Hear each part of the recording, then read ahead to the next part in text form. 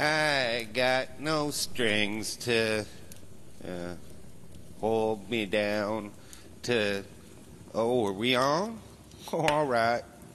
Well, cozy on up here, America. I'm having a drink. You ought to have one, too.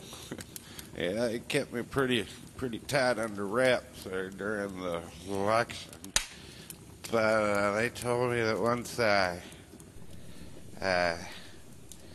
won, that I could have a little something. So, anyway, Dickie's out of town, but don't worry, he'll be back.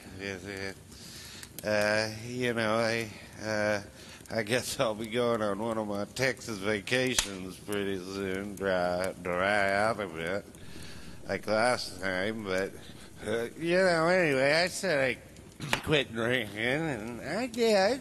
I found Jesus. I'll tell you something, everybody in AA, right? Alcoholics, a lot of them, they all believe in God, and most of them believe in Jesus, but, they got a program. See, they go to meetings, and they say that's what keeps them sober. And I reckon it does, but, I don't need a program because I'm president. Fidel Castro, he had a whole thing about my drinking a while ago, but thank God it was him, because nobody listens to him. He's cookier than I am. See, but I think it's great, because we got this election, we got all this stupid people in all the cracker towns to vote for us, just like we wanted them to.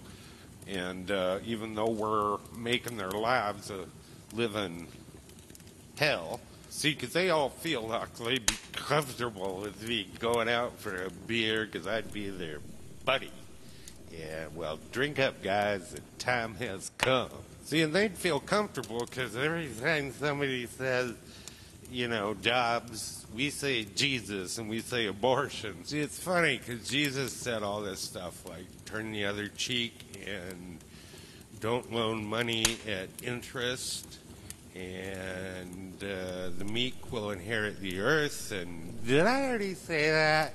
And he said pray in your closet, which I guess means pray in private, don't get on TV and brag about your faith. See, but if I did that, I'd be like John Kerry, and he's a loser. But, I wish Jesus had said if somebody slaps you in the cheek, stick him in the gut with a knife and get them paying debts of interest that their grandchildren will inherit. That's my credo. The meek will get their butts kicked. And see, we got to have a Christian country, but look what happened to Jesus. He was crucified at 35 years old. Who wants to be like that? No, as the leader of the country, I put my faith in a higher power. And even though that higher power has told me not to do most of the things I'm doing, I put my faith there. And see, because we live in the world, and there's a lot of evil in the world. And as head of the free world, I don't have to do good because I'm the head of the free world, and the world is evil. See, but Republicans, we got to keep our stance on abortion and say we're Christian.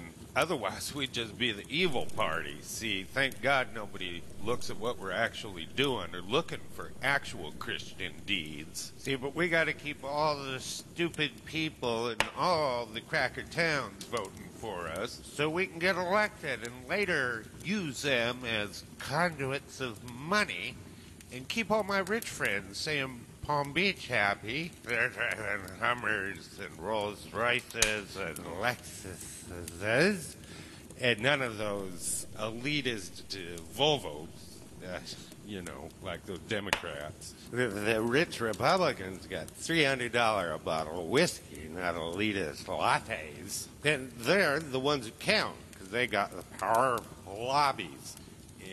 But we need the stupid people vote, see? So when people say, yeah, but what do you mean by a strong economy? We say Jesus, and we say abortion and gay marriage. And everybody forgets about the economy. Jesus never talked about abortions, but I know he would have wanted us to preserve life. And, you know, that makes me think that people don't think I care about our boys in Iraq. And I care. Just the other day, 38 boys were killed, and maybe 4,000 Iraqis, women, children, raghead babies, burned to death by firebombs. But it grieves me to hear about those 38 boys. We need to preserve life and preserve an imbalanced economy. See, Jesus said to give your money to whoever asks for it. But I believe in strong Christian family values, like welfare for the rich and ruthless corporations. You know, there's no trickle down when you got more money than you can spend. You can't spend it, and it can't trickle down. But see, we don't want to be like Europe, like the stupid French. I mean, they have no poverty. But they have drugs legal, and I believe that children are the future of drug addiction. It's harder to get a quart of beer at the 7-Eleven than an 8-ball of crack for a child. So you have to have an ID to buy beer, but you don't have to buy crack or heroin. If drugs were legal, children couldn't get them anymore. And we couldn't incarcerate people to keep my friends in the privatized prison industry in business. So I care about the children. And anyway, even though I personally have been guilty of felony drug possession many times, I've never been caught. See, it's just darkies who get caught. So those are the kind of strong Christian family values I'm talking about. Hey, here, give me a sec, will you?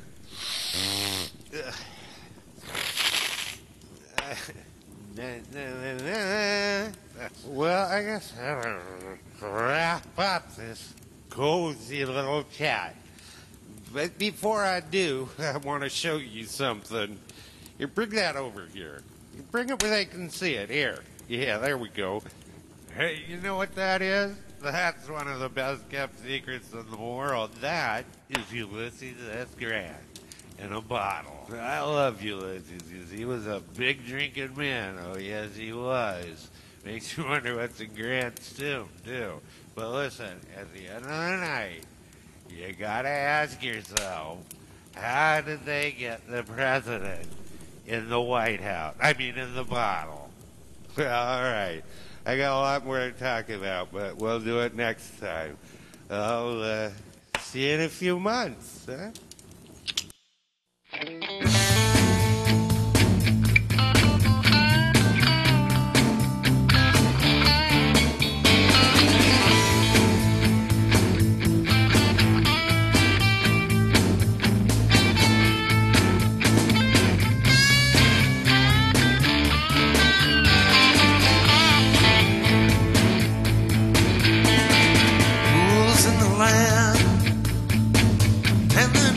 What they say, they're not what you're thinking.